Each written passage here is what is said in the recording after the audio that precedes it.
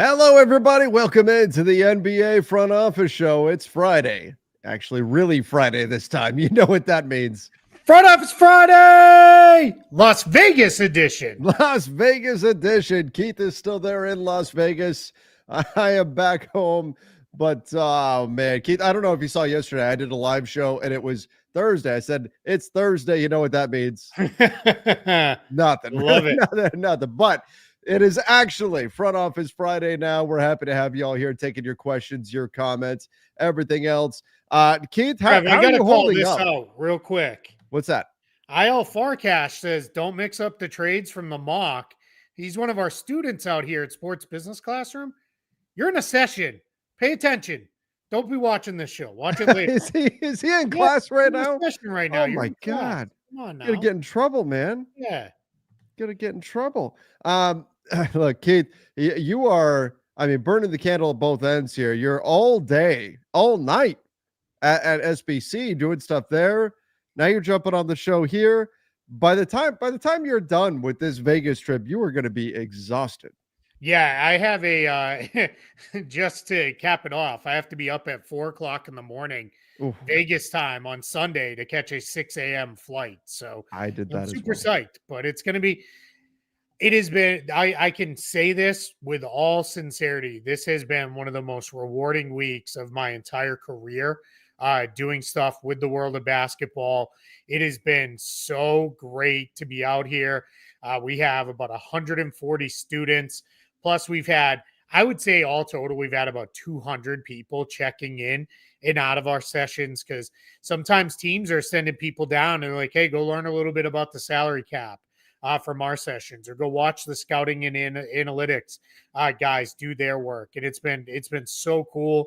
They're not all kids, so let's be clear. Some of them are around our age or even older, but the vast majority are in their early 20s, and they are so sharp compared to like where I was at that age, and so mature. And it's just been awesome. It's been absolutely great. I've absolutely loved every second of our time out here in Las Vegas. We've got one more day to go, one more full day. To what I was talking about was today was the big mock trade deadline. And so all the student teams got together. They all get divvied up into various NBA teams, and they made, I think they all total made about 60 different trades, and then like 100 plus signings and all kinds of stuff. So it was an absolute blast, and had a great time. I'll pull this one real quick. B says, how can someone apply for Sports Business Classroom next year? So check out sportsbusinessclassroom.com. It's that simple, or you can just Google Sports Business Classroom, and it'll pull up all the information. The ability to apply is not yet open for next year, but they'll open it up. It doesn't take too long after the event ends before next year opens up. If you have a chance to come, we would love to have you guys come here and hang out and just really enjoy and learn a ton. It's been a absolute incredible week. Well, I'm glad it's been such an awesome week there, Keith. I'll tell you what, I took that flight that you're talking about a few days ago, the 6 a.m. flight. The one nice thing is, it's going to be on time because it's the first flight of the day, or at least it better be, right? So there's nothing to get messed up before it. But that is a rough one. I told everybody on Lakers Nation the next day, dude, I got home, I slept for 11 straight hours, like straight. Just because, and I imagine you're probably going to do the same. What a crazy. Yeah, hopefully my internet glitch. Sorry, guys, I'm on just hotel a little bit. Wi-Fi. You're good. You guys know You're how good. that goes. So I get home and I literally have to do laundry, then repack, and then we're jumping in the car to drive halfway back across the country to Texas to see some family. So it's going to be a whirlwind week here for me. So when you guys see me again at the end of July, like I'll probably have I would like to say I'd have a beard, but it'll just be a little bit more stubbly and I'll be a mess. So yeah, I do feel like I'm on AOL 3.0. That's it's hotel Wi-Fi. That's hotel you get hotel what you Wi-Fi get. It for you. is what it is. And in Vegas, I think it's even worse because like no one's hanging out in their room on the Wi-Fi out here. But hey, just to say, I've been keeping count. I'm up to I let me make sure I get there. I'm up to 38 hugs from Whoa! people who are subscribers to the show who have seen me. I gave out my first two in the airport in Las Vegas as I was walking to catch my ride Wow. over to the hotel. Two people stopped me and said, "Hey, let's get a showed me on their phone and a lot of stuff. A lot of the students out here are subscribers to the show. Clearly, some of them are watching right now. They should be watching their presenting speaker right now, but it's all good, and I've been working on their presentations too. But it's If you're yeah, in class right now, Keith, you know what they're doing? They're doing the old trick I always talk about. that's They it. got their Hiding hoodies it up up. right Yep, now, and they're doing the little lean so you can't see that they've got one no earbud doubt, in. That's no what they're doubt. doing right now in SBC. They're watching the show. All right, let's Let's get talk it. some hoops. That's right. Let's get into some questions and comments here. Kevin said, Keith, how do you feel about Portland selection, Hanson Yang at 16? Now does your opinion change? And I think really this gets us into a bigger conversation about how much what we see in summer league affects in either direction our opinion of a player compared to what we thought going into summer league. Sure. Yeah. Definitely looks like he can be an NBA contributor offensively. I have very Sure. little worries about that. I think he'll actually be fairly solid offensive center. It's the defense that is he doesn't move very quickly out on the floor, but you put him in the right schemes, it'll be fine. I'm really looking forward to watching how him and Donovan Clingan like battle it out over the next couple of years for minutes, because I don't know how much, even with double bigs like starting to be a thing again, Mhm. I don't know how much they're going to be able to play those guys together. But yeah, I mean, he looks the part. I feel a lot better about that pick than I did when it was made. Sure. Yeah, I agreed. And I will say that, the passing looks like it's something that's definitely going to translate. It's certainly something that's really intriguing that's coming from him. I always, though, take summer league play with a grain of salt. Yeah, a big grain of salt. You have to, because we have a long history of guys who have looked really good in summer league, and then you make that next step. I'm not saying that's what's going to happen here, but it's something we have to keep in mind. Sometimes taking that next step from summer league to an actual NBA training camp, to NBA preseason, to NBA regular season, playoffs. I mean, those are steps up each part of the way there. So it's not a guarantee if a guy looks good in summer league that the pre-draft analysis of the player is suddenly proven wrong in that case. So just something to keep in mind. And that's not necessarily Hanson Yang specific. That's everybody. That's all players. Just because they flash in summer league does not necessarily equate to NBA success. It's not a bad thing. Not a bad thing at all. It's a good thing, Yeah. but it's just not, you can't just go, see, that's it. Proof this guy's great and is a great pick now. We don't know that yet. Yeah, 100%. It's Summer League doesn't tell you who can play. Sometimes it'll tell you a little bit who can't play.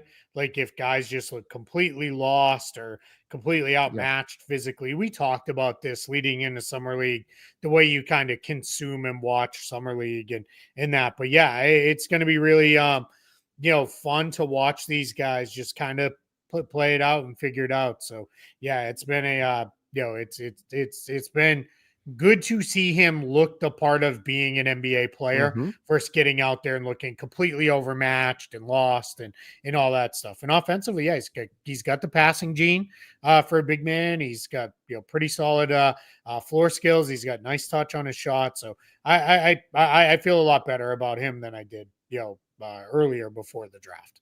All right, our guy D Rock chiming in with a Nets question said Sean Marks overpaid Claxton. Okay, we could talk a little bit about that, but did okay with Cam Johnson, but they led us to the lottery. Cam Thomas is a very good player on a horrible team.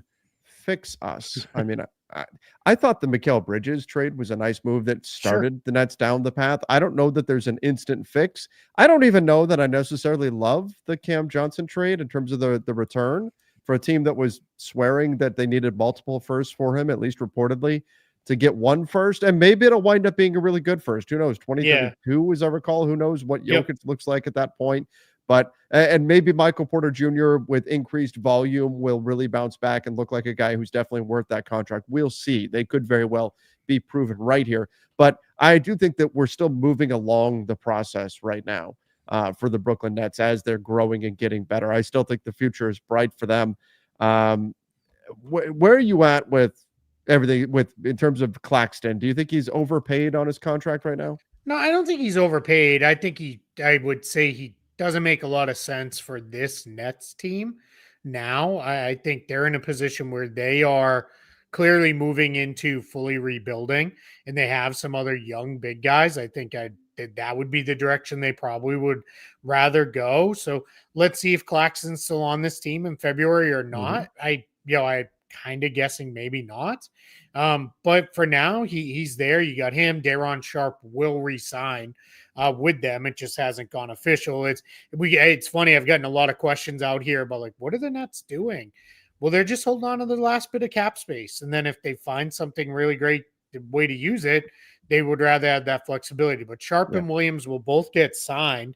One very likely via the room exception, the other by the remaining cap space, and the Nets will take care of both guys. So we'll see where that goes. But yeah, Claxton probably doesn't have a great place left on this team, but he's also not so much older than the rest of these guys No. that I'm super worried about it. Like I think he'll be fine to kind of fit in with this group. And then I think overall with the Nets, this was the first like we're 1 year now into this. Like, and this is probably going to be a multiple year rebuild. And then Cam Thomas got a little spicy on the old Yeah, Twitter machine.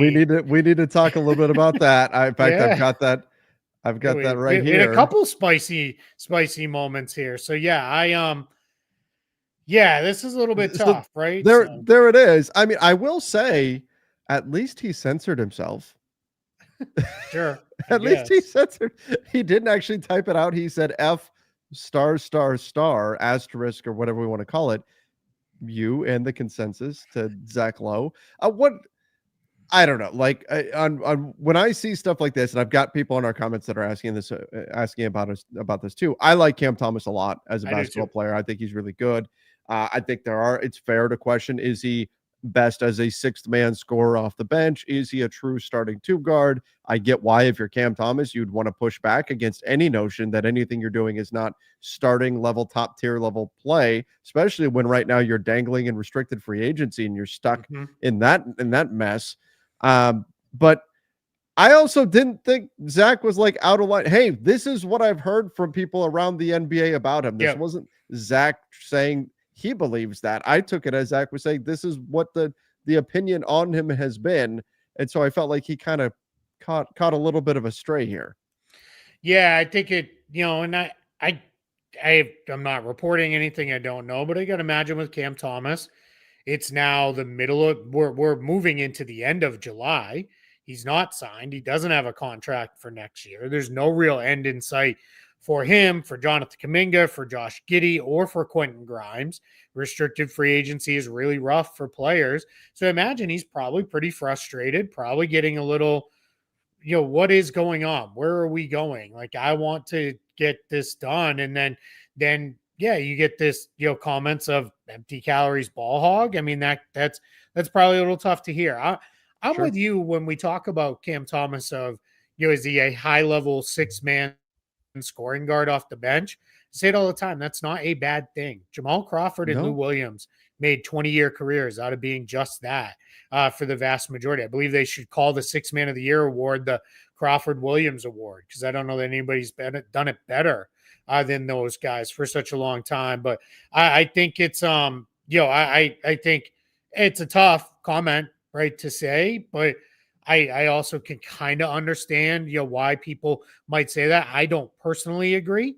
Like, I think Cam Thomas I think he showed real improvement as a playmaker Yep. last year. He can do a little bit more, like he has a little bit more playmaking for others juice and not just scoring. But yeah, I get why it's a little bit, a little rough. And that's been the buzz. I mean, you probably heard it early in the week when you were out here.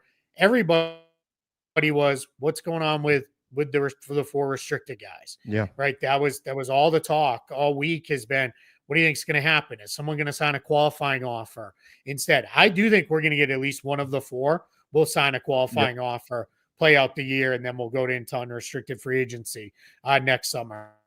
And I think that will be how that plays out.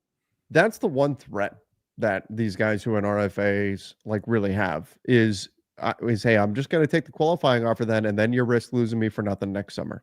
And Yep. and And that's what I'm going to do. remember, sign the qualifying offer, you get the 1 year no trade clause. Exactly. So that's the tough thing. If anybody's wondering why that is, it's a player with bird rights at the end of at the end of a 1 year contract gets a no trade clause. So early bird or bird rights. And the reason they get that is because if they get traded, then they will lose those bird rights. So that's why they get that no trade clause. And we've seen it over the years. It's kind of come up a couple times. Other times it hasn't come up. And unlike in a straight signing where the player can waive that implied no trade clause, I don't believe you can waive that in the case of signing the qualifying offer. I think you just get it. Now you can always not use exercise it. Sure. Yeah, you can always say, yeah, I'm fine to be traded. Want to hear something cool that I learned from? So, right, I'm learning this week out here too. So I learned from Bobby Marks this week that when a player gets a no trade clause, and we're going to talk about a player who got a no trade clause here in a moment, they can actually, like in Major League Baseball or the NFL, they can dictate no trade clause specific to teams X, Y, and Z when they sign the contract. Yeah, I didn't know that. Yeah, there was a whole. Now that's not this implied one that we're talking about, but that's an actual no trade clause. So LeBron James, Bradley Beal, now Damian Lillard. Has anyone ever done that? No one's ever done it, but it is allowed. You can do it. Now here's the stickler though, right? Let's say you said my no trade clause is Orlando and Miami because I don't like Florida and I don't want to live there. You can't ever change it. Like you don't have the ability to then go change it. So but could you, in that scenario, let's say suddenly you change your mind, you have a kid and you say, hey, years down the road, I want to go to Disney World now, and there's a trade opportunity. You can still waive it at that point. Yeah. Okay. Yeah, you just wouldn't use your veto power. But you can actually call out specific teams, which I thought was kind of interesting. Now, I can't imagine a scenario though where a player would ever do that versus if it's on the table to just have a full no trade. Yeah, because because invariably it would wind up getting out, and then that team would be offended. Those teams that you picked would be offended, and all of that. You'd rather just have a no trade that is a blanket for the entire league, and then if you want to waive it, you can waive it. Yep. Speaking of former guy with a no trade clause, the Clippers have officially signed Bradley Beal. There it is. So there it is. That deal is now done and official. That'll use up basically the remainder of the Clippers non-taxpayer MLE. They've got room for one more veteran minimum signing, which I imagine they'll make and fill out their bench and go from there. All right. You want to talk Dame? Yeah, let's talk about Dame. Keith, the first thing that came up, and I was glad you put it out there next. The first thing that popped up was that he had a no trade clause, and I'm like, wait, I thought it needed to be consecutive years before the contract was signed. Apparently, that's not the case. Damian Lillard getting a no trade clause with the Blazers. Yeah. So how the no trade clause rules work is to qualify for one, you have to be in the league for at least 8 years, and you have to have 4 years of service with the same team. But they do not have to be 4 consecutive years of service. Dame obviously has more than 4 years with the Trailblazers, so he is valuable for or eligible rather for a no trade clause. So when he re-signed there, I imagine he's like, I don't want to rehab, get healthy, and go through this again. Yeah. So let's sign the no trade and kind of go forward from there. And I think that's a pretty cool thing for him and the Blazers to do, just from a. I don't know that I love it for the Trailblazers strictly from a roster construction standpoint. I think they paid him a lot of money. You paid him basically this year to rehab. But I kind of get why they did it. So here's the famous example other than Damian Lillard prior. I'm glad we kind of have one now that's less than like 20 years old. Horace Grant, when he left the Orlando Magic for a number of years, then he came back to the Magic several years later in his career. And when he re-signed with them, then he got a no trade clause because he had been, he had already done 4 years with the Magic. So that's kind of where that works out. So so Dame gets the MLE, then gets the player option on the end and the no trade clause on the deal. I think that's pretty good value, and I don't mind Portland saying we're not spending this money on anybody else. We're miles away from the luxury tax and the aprons. We're okay to fit in this signing. Let's do that. And we'll let Dame rehab here and we'll figure it out, in a couple years. And it's kind of funny now they have, I don't know if you saw the tweet, but they've got like him, Andrew Holiday, and Rob Williams, and all Toumani basically all Camara and guys all they the traded all the for guys. and for them, and they brought the ball back together. That was kind of funny the way that all played out. The comment in the chat is 14 million is not a lot for Dame. It is a lot. It is a lot because because Sure. of the context. If Yeah. you were to just say in general, is it a lot for Dame? No, but he's already getting paid by another team. That's where teams are able to take advantage of situations like this and get a guy like Dame on a way below market value contract, get him on a minimum, get him on a biannual, something like that. And then you're just taking advantage of the fact that another team is already paying him. That's where you don't see this go quite as often in terms of we're going to go, MLE level money for a guy that was made on a big contract and got bought out by another team. Usually one of the big advantages of that buyout market is that you can get somebody on a much cheaper contract. So this is a lot, I think, to give up for Dame from the Blazers' perspective. Now they're below the first apron, so it's not a huge deal. I don't think it's the end of the world. I don't think it's a negative or albatross contract or anything like that, but it doesn't offer the same flexibility that, if you're getting them at $5 million or something would. And I think right now under this collective bargaining agreement, every dollar matters. Every $1 million, I guess, matters in this world that we're in now. But I do like Dame going back. I like that he wants to go back for his kids and to be close to family and all of that. That's so important. And that he's going to get to, I believe, retire as a Blazer. And this is where, Keith, I think the no trade clause for Damian Lillard, it's not a big deal. It's not like we look at the Bradley Beal no trade clause. Oh my God, what a nightmare that was! That was such a problem. We said nobody's going to give out no trade clauses after what happened with Bradley Beal and that whole situation. But the Damian Lillard situation, he wants to retire as a Blazer. You have to imagine that, and that's what the organization wants. They're not going to turn around and trade him away. This is just a guarantee that they're not going to do that to him. So I think this no trade clause is not nearly as problematic as some of the other ones that we've seen in the past.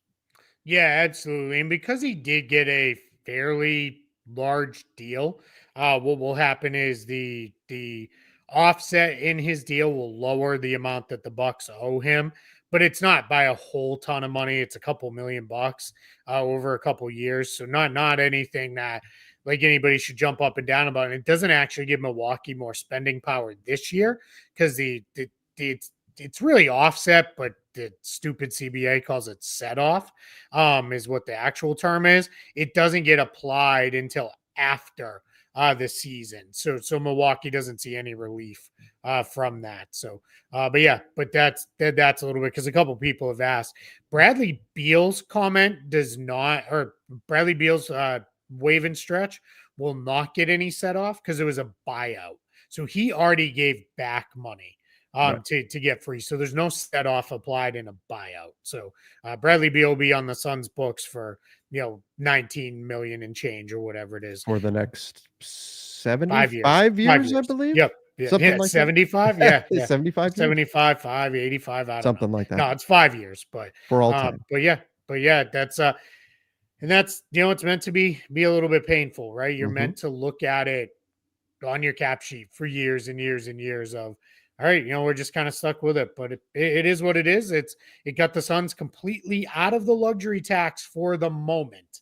By the time they fill out their roster, they'll probably go back into the tax.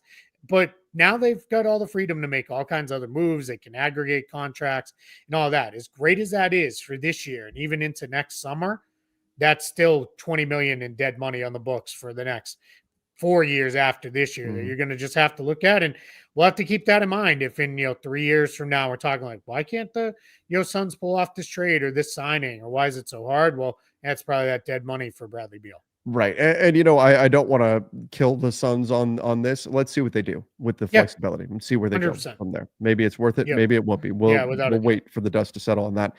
Will from Texas, maybe it's William, said, my friend Paul.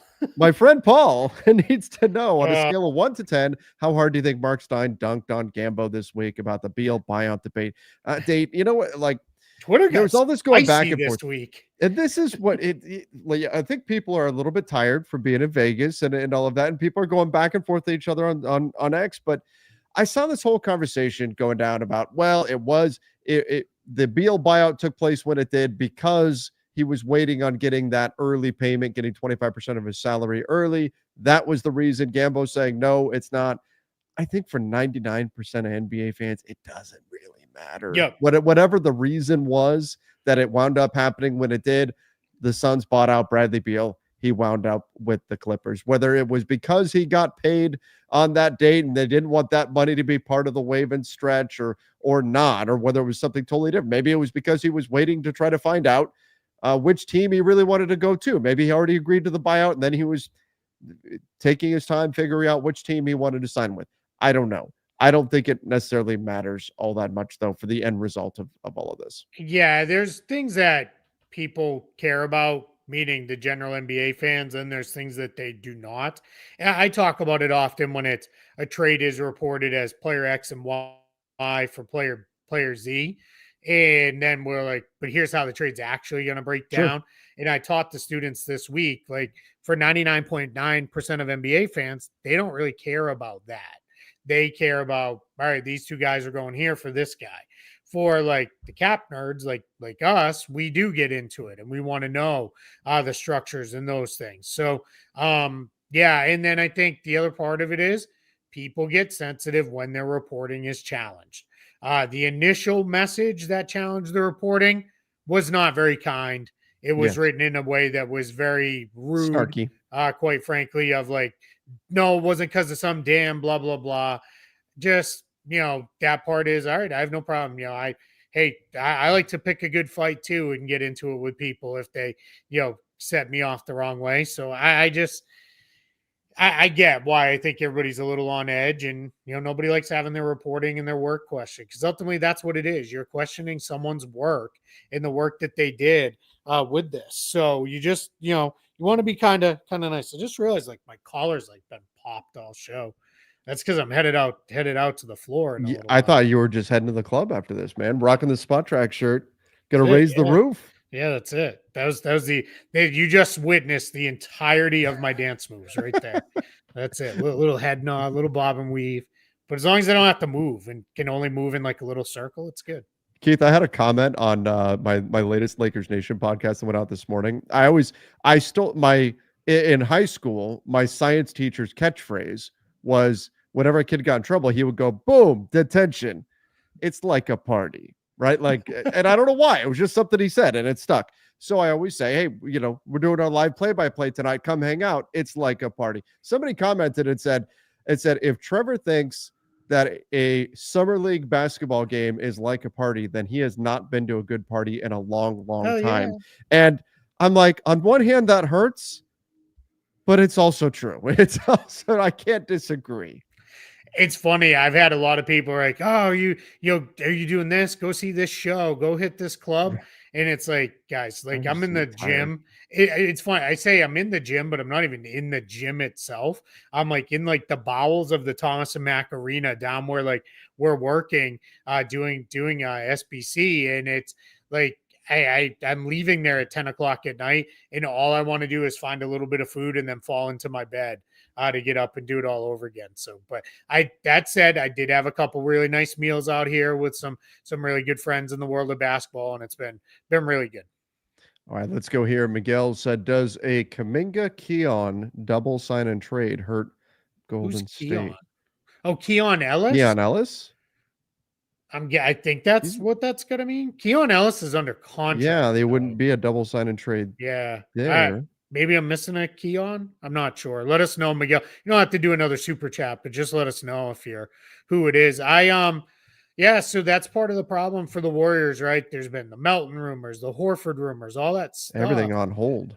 But yeah, everything has to go on hold because they don't know exactly where they're going to be. And let's say they went and gave Al Horford $7 million. Well, that would trigger a first apron hard cap, and then it could make it very tricky to re-sign Jonathan Kuminga. Vice versa, if they sign Jonathan Kuminga to $25 million deal, they may know, all right, we only have the taxpayer MLE to work with for Horford or Melton or somebody. So I'm not entirely sure, where that goes, moving forward with this, but it's that is, that's kind of the Dame stuff.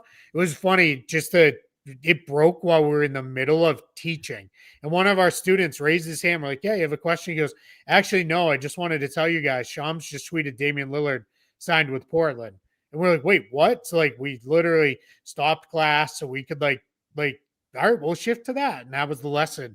We started breaking That's down cool. instead. Was like, let's talk about waive and stretch and no trade clause and all that stuff. But anyway, other than that being the big thing, the big story out here has been Kuminga, Giddey, Grimes, and Thomas, the 4 big restricted free agents, and how long this is going to play out, because it's only the Nets with cap space that are sitting out there. So these guys are, and it seems like everybody's a little dug in on what they want to do as far as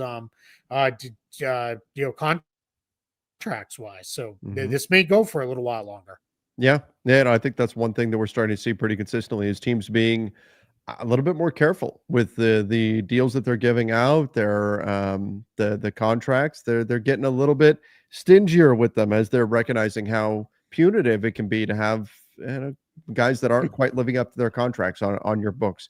It's a different world that we're living in now. Sorry, we'll come back to that super chat.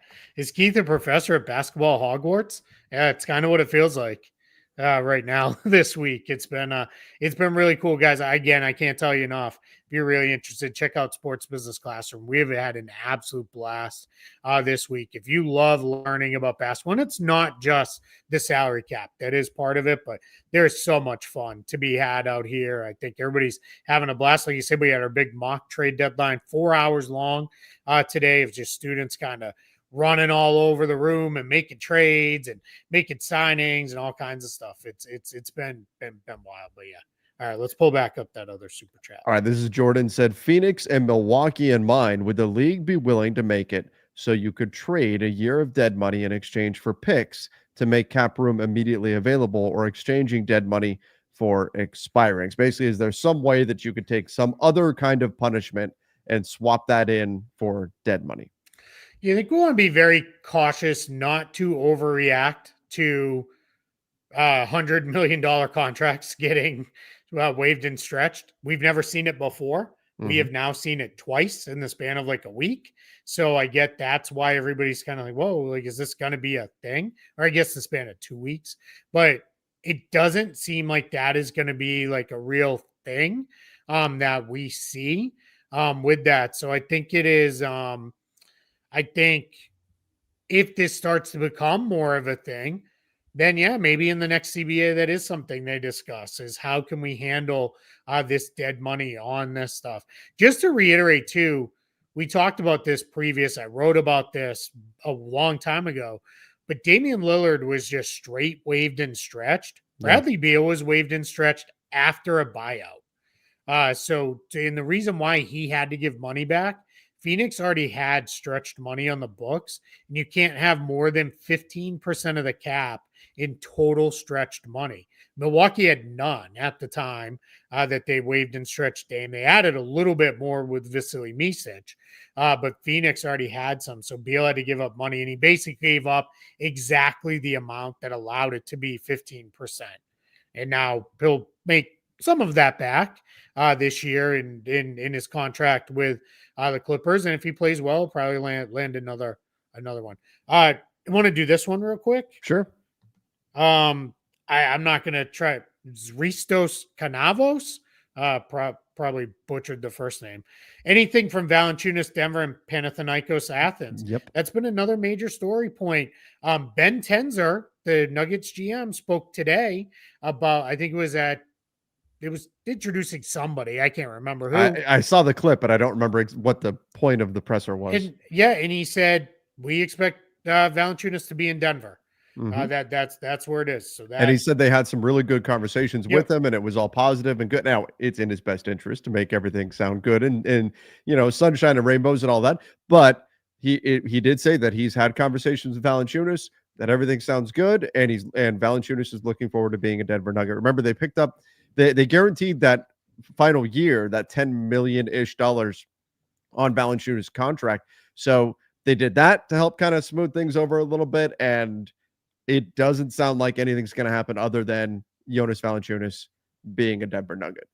yeah, without a doubt. And then I think that's always where it was going to go, and we'll see if now the next big thing is he there for training camp, right? That will be the next big moment, and if he's not, then we guess what? We can dig out all the stuff we talked about with Ben Simmons and James Harden back in the day, and why you can't really hold out in the NBA and all the issues that causes. But I think everybody's kind of just moved on. Maybe it's painful for Panathinaikos fans, but it's probably time to move on to somebody else. Mm-hmm. Mm-hmm. Okay, let's see what else we've got going on here. Is Terry Rozier cooked? As a basketball player, or as like, is he I going to think I think he's jail? talking about the Yeah, I don't know. I mean, there the doesn't seem to gambling be a stuff. lot of detail around that. Mhm. It's pretty um I think it's not great, right? I think the fact that we're this far in this gambling investigation is still going on, probably not really good. That's where I would put that Yeah, one. agreed. Agreed. All right. Love All says, could LA trade Vando, Gabe, and Maxi for Chris M? Chris Who's Middleton, Chris? Oh, is that who that is? Chris Middleton. Okay. I'm guessing. I was like going, Oh, geez. yeah, it's got to be Chris Signed Middleton. Wave shake. I mean, wow, that's a lot of stuff. That's a lot of stuff there. Could they, in theory? I I suppose. mean, you're talking about who's Josh O? I don't know who that is. Um, Oh, I'm usually. Koji. Oh, okay. I mean, The those abbreviations. There's so many players sure. in my head right now. Those last few guys would all have to likely be minimum guys. So I don't know. Probably not. I like what like here's my big question. Why would Washington do that? You'd have to send Exactly. them draft capital to do that. Why would Washington take on salary for Yep. when Chris Middleton is expiring and Vando has salary that goes beyond this year? And then if it was just straight expiring for expiring, why take up 3 extra roster spots for the same amount of expiring money? Like, yeah, I don't. You would have to incentivize Washington in some way to do that. And then, yeah, you're opening up roster spots. The Lakers do have until July 20th, so TikTok to waive Shake Milton. We'll see what happens there. But I would assume they probably will waive him, open up the little bit of extra flexibility, open up a roster spot, $3 million. You've got a little bit more room below that first apron hard cap. Brogdon, Josh Okogie. I mean, look, the Lakers are very well aware that they need perimeter defense, and that's an area that they're going to look to improve upon. We'll see if they can make that happen or not. The one thing I can say that I've been told is that if they need it, and there's no guarantee they'll need it, but they do have a path to getting the biannual exception available again. I don't know what that path is, but they're confident they can get that done if they need it. Yeah, I think if I'm gonna be thinking about moving Maxi Kleba, I'm thinking about using that 11 million in a bigger addition than Chris Middleton. That's just where I would go. I would try to conserve that for a much bigger trade. Chris Yeah. Middleton's fine, but I don't know that he's really changing the outcome of the season for the Lakers. There was what was it? I was gonna say something now. I don't remember what it was. We can just You were going to talk about how absolutely shredded Maxi looks right now. yeah, You've seen that's it. this is we're getting to that point of the offseason, Keith, where workout footage is starting to make the rounds. 10 pounds of muscle, baby. Maxi is on that. He's on that. I don't know. Maybe it's the Rock or whatever diet and workout that he's doing, because he looks pretty shredded. He looks ready to be an action star. Look, without being an idiot about it, Maxi Kleba could be a helpful player. He could. Like if he is healthy again next year, just a stretch big who can hold up defensively, like, yeah, he could absolutely be a healthy player. I know what I was gonna say. There's like 6,000 people watching. Like, let's get a like spike going. Hit Come the on. like button, everybody. Yeah, let's Hit the go. like button. Smash that like and subscribe. Muscle watch time. I can never get into like the muscle watch part of the season without immediately thinking of the time that someone photoshopped Alex Caruso and made him look like super soldier serum Captain America, and then he got a random drug screening right after. I love it. Oh, Oh man. Darren says Dylan Harper and Carter Bryant play well. Should the Spurs trade Fox now? Even if the 3-guard lineup works, Sure. you won't be able to max those guys and still be able to fill out the rest of your roster. Oh man, Keith, to me, this feels way too early for that type of conversation. Yeah, it's too early for this, but I would be a little bit more cautious on just auto maxing De'Aaron Fox. Like, I don't know that I would immediately give him the max on his next deal, or later this summer and anything. I'd be a little bit more cautious about that. I would be very willing to still extend him, but just throwing him a definite max. Like, I would be just cautious because you could definitely play Harper, Castle, and Fox together sometimes, but you're going to be a little bit light on shooting and those kind of things. So just a little more cautious. Yeah. That's you need to have these guys, give them a chance to get on the floor and then see what that looks like. Will De'Aaron Fox get Emmanuel Quickley money? I don't know. Like, is Emmanuel Quickley's salary at 30 million? Is that the norm, or is he more of an outlier? Yeah, I mean, Emmanuel Quickley, his salary number, and this was a year ago. I have not checked, but I imagine it hasn't changed all that much. He was like 15th starting point guard money last year, or 15th point guard money. I don't know if there's any non-starters in there above him, but could you argue that Emmanuel Quickley's the 15th best point guard in the league? Sure, I think you could argue that, but it's not like it's completely out of bounds with Emmanuel Quickley. Like, that's reframing 30 million is not what it once was. I think it is, but I also think there's something that we're seeing around the NBA where teams have got to be really careful with who gets that money. If you have 2 guys on maxes, which I think is the build most teams are going for now, 2 guys on maxes, and then the rest of your team, you ideally want as much depth around them as you can get. Sure. If that is your build, having somebody at 30 million in addition to your 2 maxes can be really tough. It can make things challenging. So teams have got to be really careful with that. You wind up in a spot. I mean, we kind of saw Denver in that position where they've got a few guys that are all making a lot, and then their depth really suffered when they've got too many guys that are getting up there in salary. It's one of the interesting things to see is how much are teams willing to give that like sub max, but significantly higher than MLE money? Which players are getting that type of contract, and how many teams are willing to add that? Because we're talking about, that's 2 MLE level deals effectively is what we're talking about here. How many teams are willing to do that versus going the route of more, you want a bunch of guys that are in that, 10 to 14-ish million range, not to mention that those guys that are in that MLE range are going to be easier to trade down the stretch. Not saying it's wrong to have a guy that's 30 million bucks. Just will be interesting to see how teams navigate those types of salaries.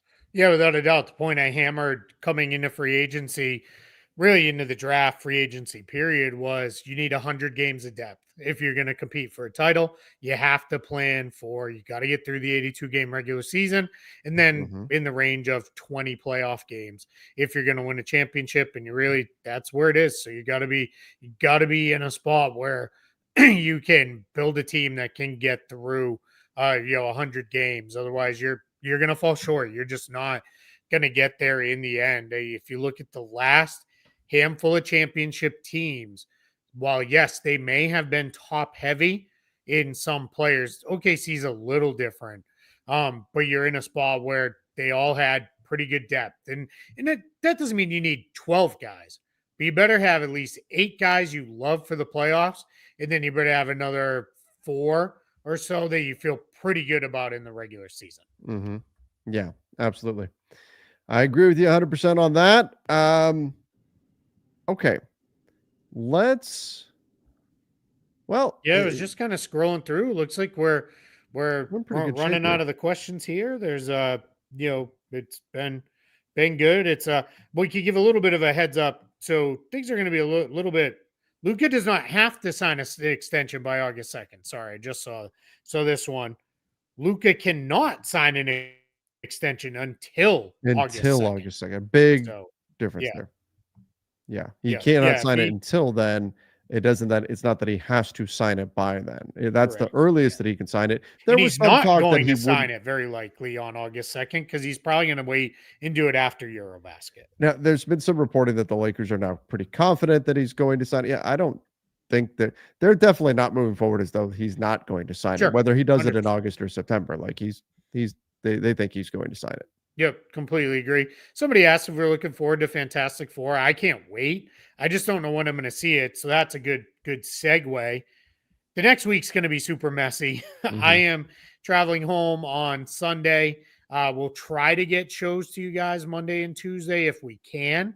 But then I am literally jumping in the car Wednesday morning and driving halfway back across the country from Florida to Texas with some stops in between. We're going to be hanging out with the family in New Orleans for a little bit and then hanging out in Texas for a week. And I am trying to be a really good father, husband, son, brother, brother-in-law, uncle, and just shut down and not do stuff. If something monster happens, I will have my laptop with me.